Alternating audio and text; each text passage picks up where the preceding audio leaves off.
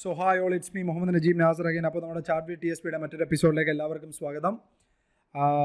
ഇന്നത്തെ ദിവസം മാർക്കറ്റ് എല്ലാവരും കണ്ടതായിരിക്കും. പ്രത്യേകിച്ച് ഭീകരമായിട്ടുള്ള കാര്യങ്ങളൊന്നും നടന്നില്ല. നമ്മളും ആദ്യത്തെ കുറച്ച് നേരം വെയിറ്റ് ചെയ്തിട്ട് നോക്കി, അപ്പോൾ തന്നെ ഓൾമോസ്റ്റ് എന്തായാലും ഇന്നത്തെ ദിവസം ഇങ്ങനെയൊക്കെ തന്നെ ആയിരിക്കും എന്ന് ഏകദേശം ഒരു ഐഡിയ കിട്ടിയതുകൊണ്ട് നമ്മൾ ഇന്ന് ഞാൻ പറഞ്ഞെടുത്ത് പ്രത്യേകിച്ച് ട്രേഡോ കാര്യങ്ങളോ ഒന്നും ഇനി എടുക്കാൻ ഉദ്ദേശിക്കുന്നില്ല. ആദ്യം ഒരു ഐഡിയ പറഞ്ഞു.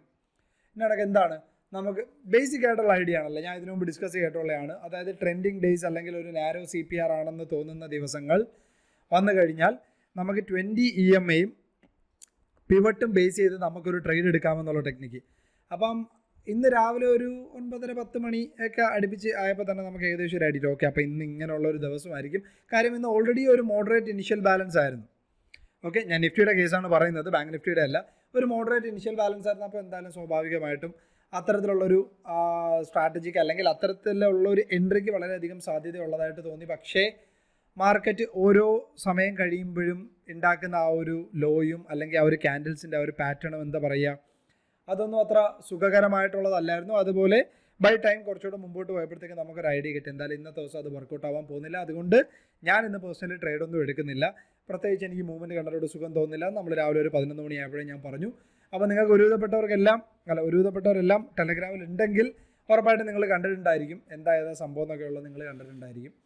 അപ്പം അതൊക്കെ തന്നെയാണ്. ഇന്ന് പ്രത്യേകിച്ച് കഥകളൊന്നും പറയാനില്ല. അപ്പോൾ ഈ കഥകളൊന്നും പറയാനില്ലാത്ത ദിവസങ്ങളെന്ന് പറഞ്ഞാൽ എപ്പോഴും അതൊരു കൊടുങ്കാറ്റിന് മുമ്പുള്ള ശാന്തതയ്ക്കുള്ള സാധ്യതയാണ് എപ്പോഴും കൂടുതൽ. അപ്പോൾ നാളത്തെ ദിവസം ഇനി അങ്ങനെ ആകുമോ ഇല്ലയോ എന്നുള്ളത് കോമൺ ആയിട്ടുള്ളതാണല്ലേ. ഇന്ന് ഒരു പൊതുവേ ഉള്ളൊരു ബേസിക്കായിട്ട് എല്ലാവർക്കും അറിയാവുന്ന ഒരു സംഭവമാണ്. ഒരു ദിവസം നാരോ CPR വരുന്നു, ആ ദിവസം ട്രെൻഡിങ് ആവാനുള്ള ദിവസമാണ്. പക്ഷേ ആ ട്രെൻഡിങ് ആവേണ്ട ദിവസത്തിൽ ഒരു രീതിയിലുള്ള ട്രെൻഡിങ്ങും കിട്ടുന്നില്ല. കൂടാതെ തന്നെ നല്ല ഒരു ഹെവി കൺസോൾട്ടേഷനും കൂടെ ആയി കഴിയുകയാണെങ്കിൽ അത് ഒരേപോലെ നിഫ്റ്റിയിലും ബാങ്ക് നിഫ്റ്റിയിലും വരുവാണെങ്കിൽ അഗെയിൻ നാളെ വരാൻ പോകുന്നത് ഒരു മോഡറേറ്റ് CPR ആണെങ്കിലോ അല്ലെങ്കിൽ ഒരു വൈറ്റ് CPR ആണെങ്കിലോ കുറച്ചുകൂടെ ട്രെൻഡിങ് ആവാനുള്ള സാധ്യത കൂടുതലാണ്. കാര്യം ഇന്നത്തെ ട്രെൻഡിങ് ഓൾറെഡി മാർക്കറ്റ് പിടിച്ചു നിർത്തി. അപ്പോൾ നാളെ അതിന് അനുസരിച്ചുള്ളൊരു മൂവ്മെൻറ്റ് വരാനുള്ള സാധ്യത കൂടുതലാണ്. വിച്ച് മീൻസ് ഒരു ട്രെൻഡിങ് ആവാനുള്ള സാധ്യത കൂടുതലാണ്. അതൊക്കെയാണ് ഒരു പൊതുവേ ഉള്ളൊരു സംഭവങ്ങളെന്ന് പറയുന്നത്. അപ്പോൾ നമുക്ക് എന്തായാലും ചാർട്ടിലോട്ടൊന്ന് പോകാം. ചാർട്ടിലോട്ട് പോയിട്ട് കാര്യങ്ങളൊക്കെ നോക്കാം, എന്താണ് അവസ്ഥ എന്നുള്ളത് നോക്കാം. സാധാരണഗതിയിൽ തിങ്കളാഴ്ച വെച്ച് നമുക്കൊരു ഐഡിയ ഒക്കെ കിട്ടുന്നതാണ്. ഇന്നും ഏകദേശം ഒരു ഐഡിയ ഉണ്ട്, എന്നാലും അത് എത്രത്തോളം വർക്കൗട്ട് ആവും എന്നുള്ളത് കണ്ടറിയേണ്ടിയിരിക്കുന്നു. സാധാരണ തിങ്കളാഴ്ച നടക്കാതെ അത്ര ഒരു കോൺഫിഡൻസ് എനിക്കില്ല. കാര്യം മാർക്കറ്റിൻ്റെ മൂവ്മെൻറ്റ് ഇന്ന് നിങ്ങൾ കണ്ടതാണ്. സോ ഇനി കൂടുതൽ കാര്യങ്ങളൊന്നും സംസാരിക്കാനില്ല. നമുക്ക് എന്താണ് നാളത്തേക്ക് എന്താ തലയിലോട്ട് ചിന്തിച്ച് വെക്കാമെന്നുള്ള ഒരു ഏകദേശം ഒരു രൂപം വെച്ച് മനസ്സിലാക്കിയിട്ട് നമുക്ക് ഇന്നത്തെ വീഡിയോ ഇവിടെ നിർത്താം. Okay, so let's jump into the chart.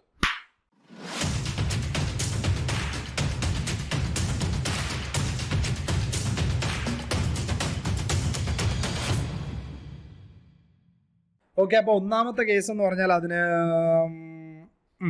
നമ്മൾ നിഫ്റ്റിയുടെ ഒരു മന്ത്ലി CPR വ്യൂവിലോട്ട് ഞാൻ ആദ്യം ഒന്ന് വരികയാണ്. അതിനുശേഷം ബാക്കിയുള്ള കാര്യങ്ങളിലോട്ട് പോകാം. ഓക്കെ, അപ്പോൾ ഇതുവരെ നമുക്ക് നവംബറിൽ 2 ആഴ്ച കഴിഞ്ഞു. ആ നവംബറിൽ കഴിഞ്ഞ 2 ആഴ്ചയിലും ട്രേഡിംഗ് വീക്സ് നോക്കുവാണെങ്കിൽ 2 ആഴ്ച കഴിഞ്ഞു. ആ ഒരു 2 ആഴ്ച നോക്കുവാണെങ്കിലും ഈ ഒരു ചാർട്ട് എടുത്ത് നോക്കിയാൽ നിങ്ങൾക്ക് ഏകദേശം ഒരു രൂപം കിട്ടും. അതായത് എഗെയിൻ ഞാൻ റിപ്പീറ്റ് ചെയ്യുകയാണ്, ഇത് നിഫ്റ്റിയുടെ മന്ത്ലി CPR ആണ് ഇപ്പോൾ ഈ പ്ലോട്ട് ചെയ്തേക്കുന്നത്.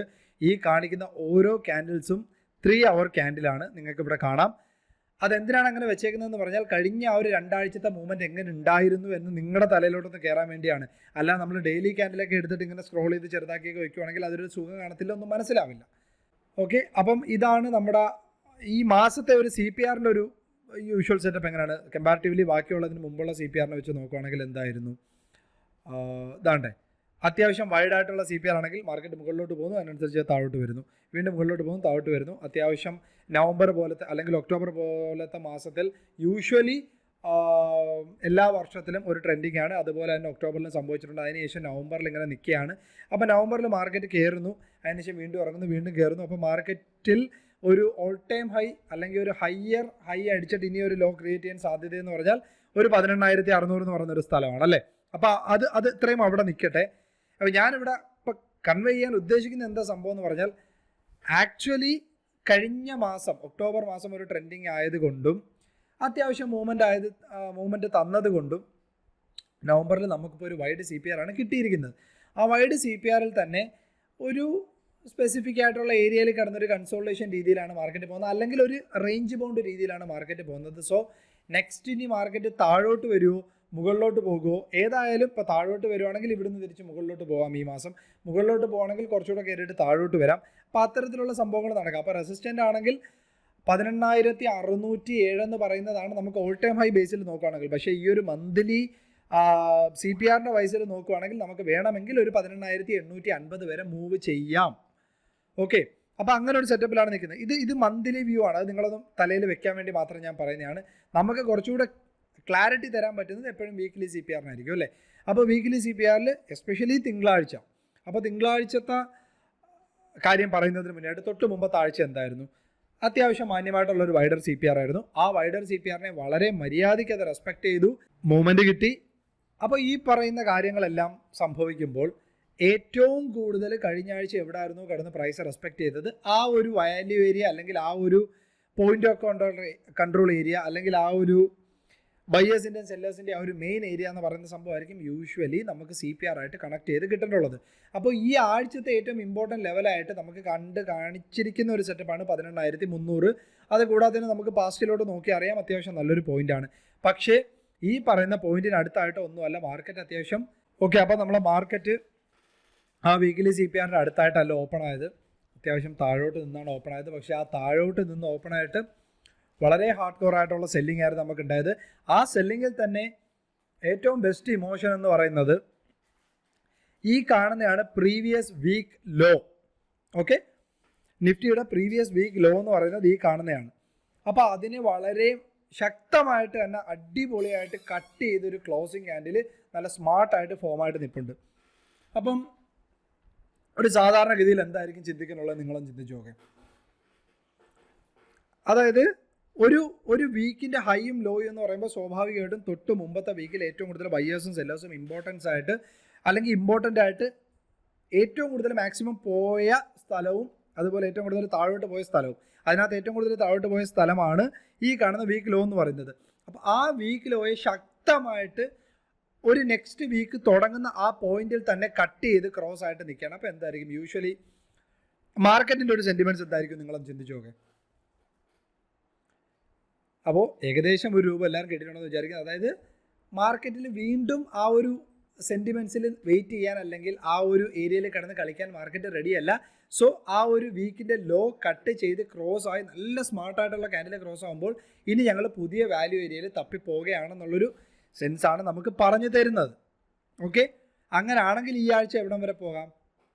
18,027 വരെ പോകാമെന്നുള്ളൊരു സെറ്റപ്പിൽ ഇപ്പോൾ കാണിക്കുന്നുണ്ട്. പക്ഷേ ഈ ആഴ്ച ഒരു വീക്ക്ലി CPR ആയതുകൊണ്ട് മാർക്കറ്റ് ഓപ്പൺ ആയത് എവിടാണോ എന്നിട്ട് അതേ സൈഡിലോട്ട് തന്നെ മൂവായി പോകുന്നില്ലേ.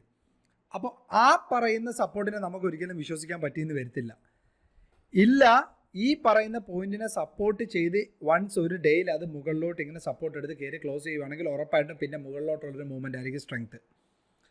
എഗെയിൻ ഞാൻ പറയുന്നത് ഒന്നുകൂടെ ചിന്തിച്ച് നോക്കുക.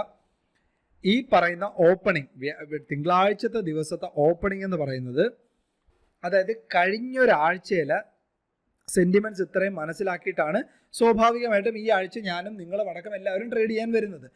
അപ്പോൾ അവർ ഈ തിങ്കളാഴ്ചത്തെ ദിവസം രാവിലെ തന്നെ ഓക്കെ മാർക്കറ്റിൻ്റെ സെൻറ്റിമെൻറ്റ്സ് ഇതാകുമല്ല ഇങ്ങനെ അങ്ങ് ആക്കാനായിട്ട് അവർ ശ്രമിക്കുകയാണ്. അതുകൊണ്ടാണ് വീക്കിലെ ഫസ്റ്റ് 1 hour ക്യാൻഡിൽ തന്നെ ഹ്യൂജ് രീതിയിലെ ക്യാൻഡിൽസ് ആവുന്നത്. അതായത് കഴിഞ്ഞ ഒരാഴ്ചയിൽ എവിടെയായിരുന്നോ ബയേഴ്സും സെല്ലേഴ്സും കിടന്ന് കളിച്ചത് ആ ഒരു പോയിന്റിൽ നിന്ന് ശക്തമായിട്ട് ബ്രേക്ക് ചെയ്ത് ആ സൈഡിലോട്ട് മൂവ് ചെയ്യിക്കണം എന്നുള്ളൊരു ഹാർഡ് കോർ ആയിട്ടുള്ളൊരു സംഭവം വെച്ചിട്ട് തന്നെയാണ് ആ ഒരു ആദ്യത്തെ 1 മണിക്കൂറിൽ തന്നെ സെൽ ഓഫ് ഉണ്ടാകുന്നത്. ശരി, അത് നമ്മൾ സമ്മതിച്ചു, അത് കഴിഞ്ഞു, മാർക്കറ്റിൽ അങ്ങനെ ഒരു മൂവ്മെൻറ്റ് കഴിഞ്ഞു. എന്നിട്ട് നിങ്ങൾ ഇന്നത്തെ ദിവസം കണ്ട എന്താണ്? ഈ പറയുന്ന സ്ട്രെങ്ത് ആയിട്ടുള്ള സംഭവം കട്ട് ചെയ്തിട്ട് അതിനനുസരിച്ചുള്ള എന്തെങ്കിലും മൂവ്മെൻറ്റ് നമ്മളിന്ന് കണ്ടോ? ഇല്ല. അപ്പോൾ എന്താണ്? സോ നാളത്തെ ഒരു ദിവസത്തിൽ വളരെയധികം ഇമ്പോർട്ടൻ്റ് ഉണ്ട്. അപ്പോൾ നാളത്തെ ദിവസം ഒന്നാമത്തെ കാര്യം എന്ന് പറഞ്ഞാൽ ഇന്ന് ഒരു നാരോ CPR ആയിട്ട് അതിനനുസരിച്ചുള്ള ഒരു മൂവ്മെൻറ്റ് നമുക്ക് ആക്ച്വലി ട്രെൻഡിങ് വൈസിൽ കിട്ടിയില്ല. ആദ്യത്തെ ഒരു ഇനിഷ്യൽ ബാലൻസിൽ കുറച്ച് മൂവ്മെൻറ്റ് നടന്നു, അത് തന്നെയാണ് മൂവ്മെൻറ്റ്. അതിൽ തന്നെ ഏറ്റവും ബിഗ് മൂവ്മെൻറ്റ് നടന്നേക്കുന്നതെന്ന് പറഞ്ഞാൽ ആദ്യത്തെ ഫസ്റ്റ് ക്യാൻഡിലാണ്. ഓക്കെ, അപ്പോൾ ഈ പറഞ്ഞ ഇത്രയും കാര്യങ്ങൾ ഞാൻ എന്തിനാണ് പറഞ്ഞത് നിങ്ങൾക്കിപ്പോൾ മനസ്സിലായെന്ന് വിചാരിക്കുന്നതാണ്. ഡീറ്റെയിൽ ആയിട്ട് ഞാനിപ്പോൾ 2-3 തവണ അത് തന്നെ പറഞ്ഞുകൊണ്ടിരിക്കുകയാണ്. സോ ഇങ്ങനെ ഒരു സംഭവം വന്നു.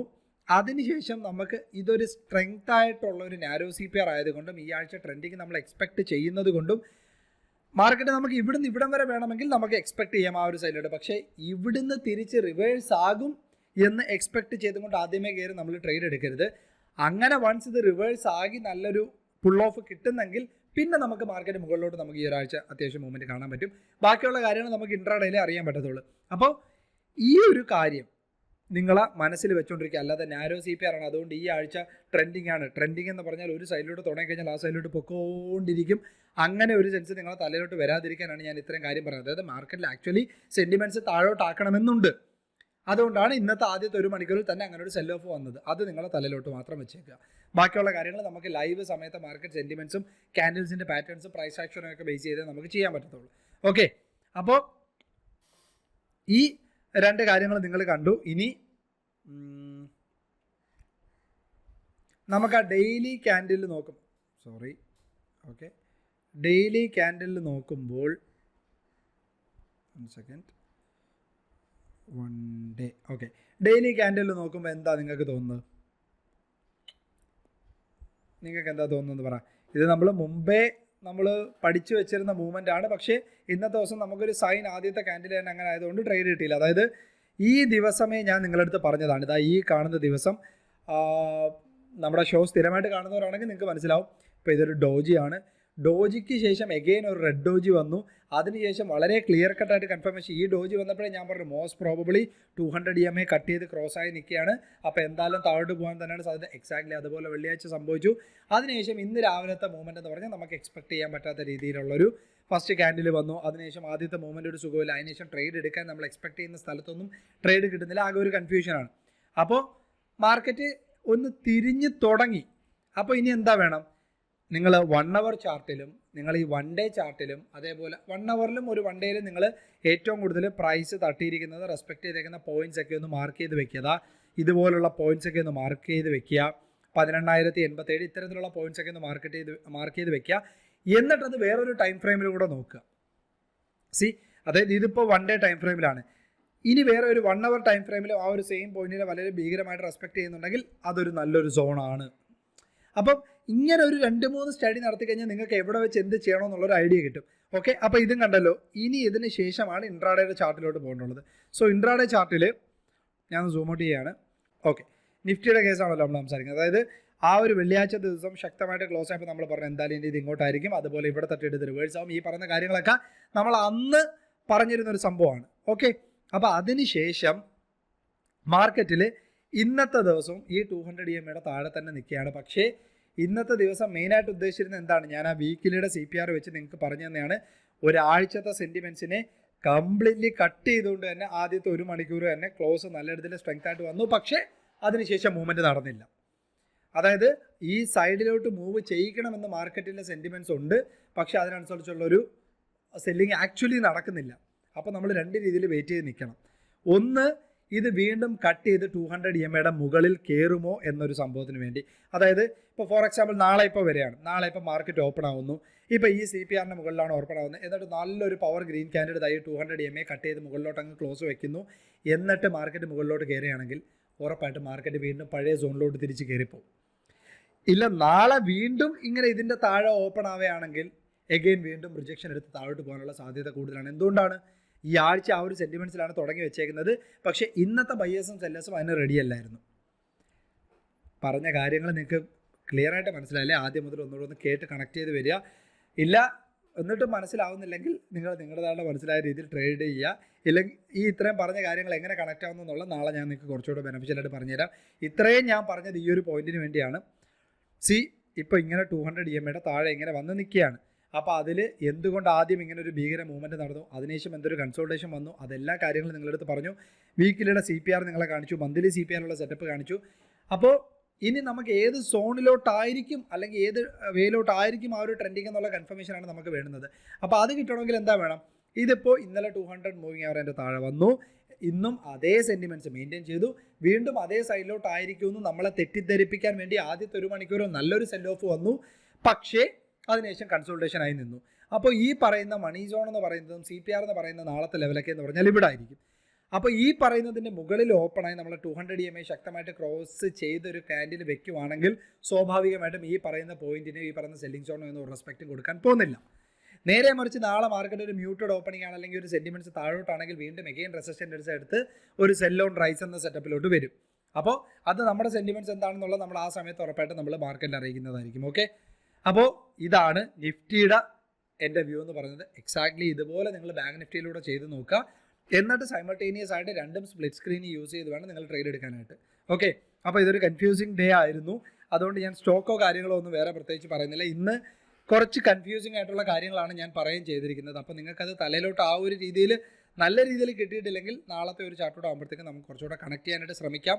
കാര്യം ഇന്ന് തിങ്കളാഴ്ചയല്ലേ ആയുള്ളൂ. ഇനി ഓപ്ഷൻ സെല്ലേഴ്സും കാര്യങ്ങളൊക്കെ ഉണ്ടെങ്കിലും നാളെയൊക്കെ ഉച്ച കഴിഞ്ഞിട്ട് എടുത്താലും മതി. ഈ ആഴ്ചത്തേക്ക് ഒക്കെ ഉള്ള പൊസിഷൻ എടുക്കുന്നെങ്കിൽ, ഞാൻ പൊതുവെ എടുക്കാറില്ല, നിങ്ങൾ എടുക്കുന്നെങ്കിൽ ഉള്ള കാര്യമാണ് പറഞ്ഞത്. ഓക്കെ, കാര്യം ഈ വീക്ക് ട്രെൻഡിങ് ആണ്, ഈ ആഴ്ച ട്രെൻഡിങ് ആണ്, ഈ ദിവസം ട്രെൻഡിങ് ആയിരുന്നു. പക്ഷേ എന്നിട്ട് ആ ട്രെൻഡിങ്ങിനുള്ള മൂവ്മെൻറ്റ് നമുക്ക് കിട്ടിയില്ല. എന്നാൽ ആ ട്രെൻഡിങ്ങിൽ നിന്ന് ഡൗൺ സൈഡ് മൂവ്മെൻറ്റ് പോകാനുള്ള എല്ലാ സ്ട്രെങ്ത്തും ആദ്യത്തെ ഒരു മണിക്കൂറിലുണ്ടായിരുന്നു. ഓക്കെ, അപ്പോൾ ഇത്രയും ആണ് നമ്മുടെ ഒരു സെറ്റപ്പ് എന്ന് പറയുന്നത്. അപ്പോൾ ഇതിൽ കുറേ കൺഫ്യൂസിങ് വരും. അപ്പോൾ ആ കൺഫ്യൂസിങ് മാറ്റാനായിട്ട് മാക്സിമം ലൈവ് മാർക്കറ്റിൽ നാളെ ഞാൻ പേഴ്സണൽ കാര്യങ്ങൾ ഒരുപാട് പറയണമെന്ന് വെച്ചാണ്. എന്നാലും നാളെ എനിക്ക് പേഴ്സണലി ഒരു ആശുപത്രി കേസുണ്ട്, എനിക്ക് അറ്റൻഡ് ചെയ്തേ പറ്റത്തുള്ളൂ. അപ്പം ഞാൻ രാവിലെ മുതൽ ഉച്ച വരെ കാണാനുള്ള സാധ്യതയില്ല. പിന്നെ നമ്മുടെ ടീം മെമ്പേഴ്സിൻ്റെ അടുത്ത് കാര്യങ്ങളെടുത്ത് എന്തെങ്കിലും കാര്യങ്ങൾ ഉണ്ടെങ്കിൽ, അല്ലെങ്കിൽ അവർക്ക് വളരെ ഗ്യാരണ്ടീഡ് ആയിട്ടുള്ള എന്തെങ്കിലും വരുന്നെങ്കിൽ ഞാൻ ഷെയർ ചെയ്യാനായിട്ട് പറയാം. അപ്പോൾ നാളെ രാവിലെ വരെ ഞാൻ കാണാത്തതുകൊണ്ടാണ് ആക്ച്വലി ഇത്രയും കാര്യങ്ങൾ ഞാൻ വളരെ ഡീറ്റെയിൽ ആയിട്ട് ഞാൻ പറഞ്ഞത്. അല്ലെങ്കിൽ സത്യത്തിൽ നാളെ ലൈവ് മാർക്കറ്റ് ഉണ്ടെങ്കിൽ ഞാൻ ഇത്രയും കാര്യങ്ങൾ സംസാരിക്കേണ്ട കാര്യമില്ല. ലൈവ് ഇരിക്കുമ്പോൾ ഇതാണ് എൻ്റെ സെൻറ്റിമെൻറ്റ്സ് എന്ന് പറഞ്ഞ് ഇറങ്ങിട്ടാൽ മതി. പക്ഷേ ഞാൻ നാളെ രാവിലെ തൊട്ട് ഉച്ച വരെ ചിലപ്പോഴല്ല ഉച്ച വരെ എന്തായാലും കാണാനുള്ള സാധ്യതയില്ല. അപ്പോൾ അതിൽ നിങ്ങൾക്കൊരു ഐഡിയ കിട്ടാൻ വേണ്ടിയാണ്. അപ്പോൾ എഗെയിൻ ഞാൻ പറഞ്ഞത് മനസ്സിലായില്ലെങ്കിൽ നിങ്ങൾ ഒന്നുകൂടെ ഞാൻ പറയുന്നതൊന്ന് ശ്രദ്ധിച്ച് കേൾക്കുക. വൺ ഡേ ക്യാൻഡിലാക്കുക. വൺ ഡേ ക്യാൻഡിലാക്കിയിട്ട് മാർക്കറ്റിൽ താഴോട്ട് ഏറ്റവും കൂടുതൽ മാക്സിമം പ്രൈസ് ആക്ഷൻ വന്നിട്ടുള്ള ആ ഒരു പോയിന്റ് നിങ്ങളൊന്ന് മാർക്ക് ചെയ്യുക. അതിനുശേഷം മന്ത്ലി CPR വ്യൂവിൽ ഒരു കൺസോൾട്ടേഷൻ അല്ലെങ്കിൽ റേഞ്ച് ബൗണ്ട് സ്റ്റേജിലാണ് നിൽക്കുന്നത്. താഴോട്ട് ആ മന്ത്ലി CPRൻ്റെ അപ്പർ CPR സപ്പോർട്ട് വരെ നമുക്ക് നോക്കാം. ലോവർ CPR സപ്പോർട്ട് വരെ എന്ന് പറഞ്ഞാൽ അത് ഒരു ദിവസം കൊണ്ടൊന്നും നടക്കുന്ന കാര്യമൊന്നുമല്ല. അതിനുശേഷം നിങ്ങൾക്ക് വീക്കിലി CPR വ്യൂവിലോട്ട് വരുമ്പോഴത്തേക്ക് നാരോ വീക്കിലി CPR ആണ്. അതിൽ തന്നെ കഴിഞ്ഞ വീക്കിൻ്റെ ലോയസ്റ്റ് സ്ട്രെങ്ത് ആയിട്ട് ആദ്യത്തെ ഒരു മണിക്കൂർ കട്ട് ചെയ്തിട്ടുണ്ട്. എന്നാൽ അതിനനുസരിച്ച് ഒരു മൂവ്മെൻറ്റ് കിട്ടിയിട്ടില്ല. സോ അതിന് തൊട്ട് താഴെയായിട്ട് ഒരു ഡൈനാമിക് സപ്പോർട്ട് ബൈയിങ് സോൺ അവിടെ ഉണ്ട്.